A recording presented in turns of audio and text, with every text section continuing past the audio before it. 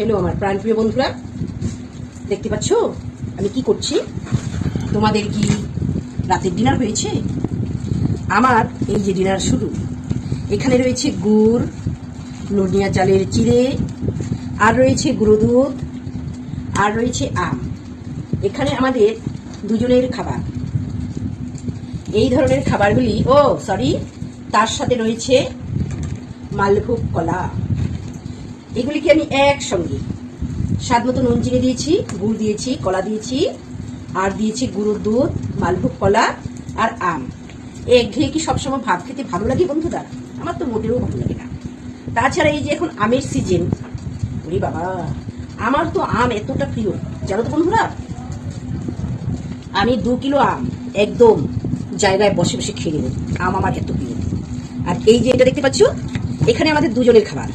আমার বড়মশাইয়ের একটা বাজে স্বভাব আছে, এই ধরনের খাবার দিলে উনি কোনো জীবনে হাতে মেখে খাবে না। ওনাকে মেখে দিয়ে মেখে একদম চামচ দিয়ে। এই আমের সিজনে আমার আরো খাটনি বেড়ে যায়। কেমন খাটনি? আরে জানা, গোটা গোটা আম নিয়ে বেসিনের সামনে দাঁড়িয়ে দাঁড়িয়ে খেয়ে নিলেই তো ঝামেলা শেষ। আম এলে আমটাকে সুন্দর করে টুকরো টুকরো করে কেটে তারপর চামচ দিয়ে দিতে হয়, তারপরে সে না উনি খাবে। এই যে এটা হলো আমার বরের খাবার, আর এটা হলো আমার খাবার। আমি যেহেতু হাত দিয়ে মেখেছি, আর আবার চামচ কুচার দরকার নেই। তাহলে জয় মা অন্নপূর্ণার জয়। শুরু করি। জাস্ট অসাধারণ এই ধরনের খাবারগুলি। মাছ, মাংস, বিরিয়ানি, ফেড আমার এত প্রিয় জানো তো বন্ধুরা।